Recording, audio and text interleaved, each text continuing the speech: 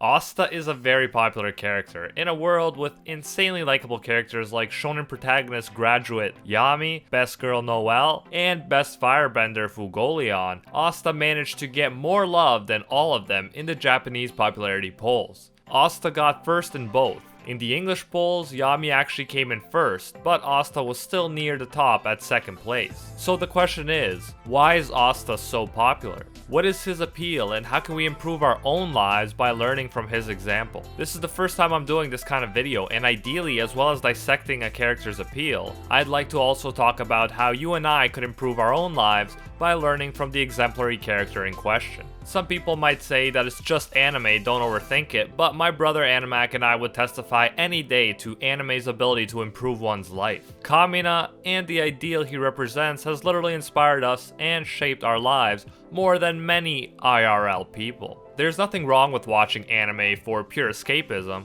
but I personally feel that the ideal is enjoying the anime but also learning from it and using that knowledge to improve your own life. For me, watching Naruto, Luffy, or Asta chase their dreams is not enough. I use their stories as motivation to chase my own dreams, one of which was to be a full-time YouTuber, and I managed to accomplish that in part to the lessons I learned and motivation I got from anime. So that is where the idea for this video series comes from a desire to illustrate how enjoying anime can actually help you crush it in your real life.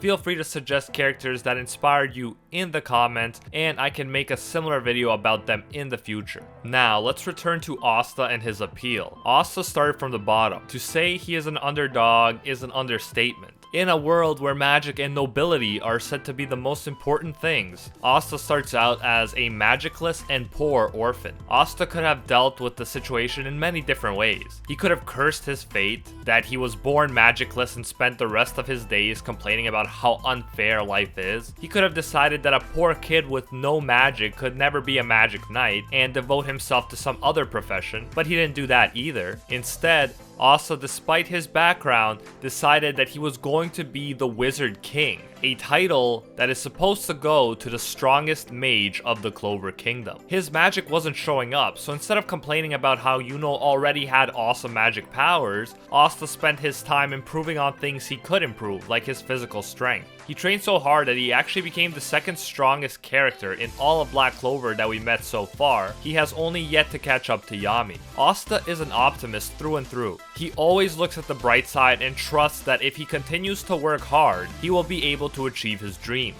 Even after he doesn't receive a grimoire initially, he doesn't give up, and he has patience. He says after he doesn't get a grimoire initially, that even if it takes a year or two, he will get a grimoire. Now, people might say that Asta got lucky since he happened to get chosen by the 5-leaf clover grimoire when he was fighting Repchi. If it wasn't that stroke of luck, then he would have just been completely destroyed by Repchi, and his dream of becoming the Wizard King would have ended there. However, there's a quote attributed to Coleman Cox that goes, "I'm a great believer in luck. The harder I work, the more of it I seem to have." Often in real life too, people will say that successful people got a lucky break. But the truth is, before you can be lucky, you have to not give up, work hard, and be ready to take advantage of an opportunity when it shows itself. Asta was almost ready to give up, like many of us experience doubt in our own lives. This proves that Asta experiences the same doubts we all do, but still keeps moving towards his goals. Thanks to his own willpower and Yuno calling him a rival, Asta decides that he won't give up. This was an opportunity where Asta might have given up and he never might have received his grimoire and anti-magical powers. This reminds me of this image right here where you see a man turning back and giving up just before he was gonna get to his goal. That could have been Asta, but Asta kept going, and that's why he was rewarded with a grimoire and his newfound power. In Paulo Coelho's The Alchemist, there's a powerful quote that goes like this, "And when you want something, all the universe conspires in helping you to achieve it." This is how I view Asta's story. He has a goal, he works hard towards it, and he refuses to give up. So it makes sense that the universe would eventually reward him for his efforts. Once again, later on, Asta has another perfect reason to give up on his dreams, when he is told by the Wizard King's doctor, the person who should know better than anyone else, that his cursed arms will never go back to normal. Yami even says that if the Clover Kingdom's top recovery mage says so, then it's the truth. Most people would accept what the doctor said. Not Asta though. He is told that he will never swing a sword again, and he uses that to get himself fired up. He says that he will find a way to heal these arms, or that he'll find some other strength besides his arms and use that to fight all the way to the end. During this part, and the part in the following chapter where Asta overhears Noel talking about how the Black Bulls are trying to help him, and he breaks out into tears because he realizes that he was blessed with great friends, I couldn't help but cry myself. How can you not love this guy? Someone who knows what he wants, refuses to give up, values the people around him, and is in general such a positive guy. He is the opposite of spoiled. He always focuses on the positive. He could complain because of the hardships he's had to face in life, but instead he has immense gratitude for what he does have. One of my favorite moments in the manga is actually a small moment, but I think it beautifully captures why Asta is so likable. Magna is showing Asta to his room. He shows him into a, to use his words, tiny, dirty, and sad room that is twice as small as his own room, and he thinks Asta is gonna be disappointed. But Asta is absolutely beaming. He is deeply moved to the point of tears. He cannot believe that he gets his very own room. He takes great pride in having his very own room for the first time and starts cleaning it immediately. It's a small and quick moment, but it illustrates one of my favorite things about Asta: his positivity, his gratitude. We can't help but root for an underdog like him, who finds the good in situations that would upset or even devastate other people. He inspires us to be better people, just as he inspires almost every character he meets in the manga, from Yuno to Magna to Noel and so on. His positivity is contagious. Asta challenges us to work hard, employ patience and persistence, and see the good in our own lives. Asta is not some special person who is cut from a different cloth. For instance, Naruto and Luffy are special. Naruto's father was an exceptionally talented Hokage, and his mother was a strong and talented ninja in her own right. Furthermore, he had the nine-tailed beast sealed inside him from his childhood. Although Naruto also tells itself as if it's an underdog story, Naruto comes off as a special chosen one who was destined to be great. Luffy also had a powerful father and grandfather. Then there's also the D in Monkey D. Luffy. The will of D makes it seem like he too is destined to be great. Not to mention that Luffy starts out as a talented and confident fighter with special powers. We do not see as much of that initial doubt that we see when Asta almost gives up against Repchi, or even the doubt and sadness Naruto experiences in the beginning. In that sense, Luffy seems less relatable in the beginning, although we definitely see chinks in the armor later on in the series. Asta, at least so far, does not seem to have the same chosen one, he is fated to be great vibe about him.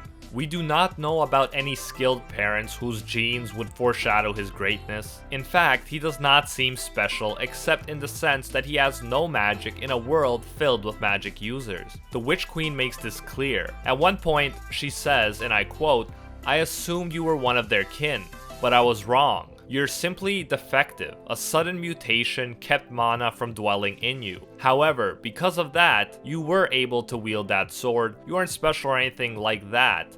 But that is what makes you special." In fact, while Luffy and Naruto seem fated to be great, a lot of Black Clover seems to be overcoming fate. Like when Asta says, "Messing with me again, fate?" when he loses the ability to use his arms, or when Yami says, "Yeah, good old fate. I hate that stuff. Who'd listen to it anyway? Even if I have to crush fate, I'll do whatever I want." Black Clover, at least so far, seems to be about creating your own destiny no matter who you are or where you come from, which is definitely a message I can get behind. That is what Asta would succeed in proving if he were to work his way up from a poor magicless orphan to the position of Wizard King. This is why I want Asta to be the Wizard King over Yuno, because Yuno was born with insane magical talent, making Asta much more of an underdog. Asta never gave up, even after years of training and that training bearing little fruit. Nonetheless, he kept going, and eventually the universe did reward his perseverance with the 5-leaf clover grimoire, which actually turned his weakness, his inability to use magic, into a strength. He couldn't use magic, and instead of focusing on what he couldn't do, he focused on what he could improve, namely his physical strength. Because he worked so hard on it, he was eventually able to wield the heavy anti-magic swords that came out of his 5-leaf clover grimoire. Asta is relatable. He starts out with the cards stacked against him, and he experiences doubt, but he transcends his limitations through hard work, persistence, positivity, and gratitude.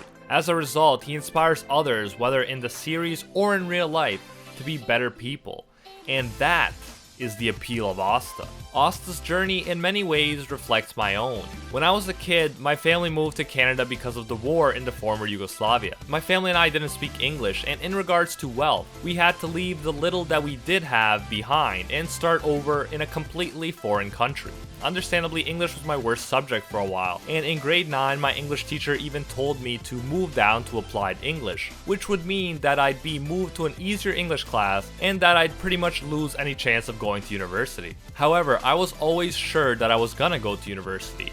It was never even a question for me. Suddenly, a 13-year-old me was being told it wasn't gonna happen, and I had a choice to make, just like Asta did when people said that he was talentless or when the doctor said that he couldn't be a magic knight anymore. I could believe the teacher and move down to applied English, giving up any hopes of going to university, or I could prove her wrong. And I decided to prove her wrong. I decided to stay in academic English and I worked hard. Even though you could say that English was my second language and I had no talent for it, I ended up finishing off the class with an 80%, a mark higher than most of the native English speakers got in that class. I kept working hard and my English marks kept improving. Partly thanks to my older brother Animac, the other half of AnimeUproar, I started to enjoy reading. He challenged me to read The Count of Monte Cristo, which was a giant book for me at the time, and once again I rose to the occasion. Although it was a long book, I loved it, and I began reading more and more books for fun. In my last year of high school, I got the highest mark in my English class. I went on to major in the English language and literature in university, and then I even got a master's degree in, get this, English. Since that day, I decided to prove that grade 9 teacher wrong. I never got a final mark below an A in high school or university, and I went on to win many academic awards. Like Asta, even if I started behind everyone else, I refused to give up and worked hard, and in doing so I killed my limits, as Yami would say. My story of becoming a YouTuber was very similar. My brother and I were told that we couldn't do it many times, but we worked hard and managed to make that dream a reality too. Like Asta, you're gonna face challenges in life. People are gonna try to tell you what you can't do. They're gonna try to impose limits on you. You can either accept those limits or blast through them and find a way to succeed. Be grateful, be positive, be persistent, and work hard, and there's no dream you can't turn into reality.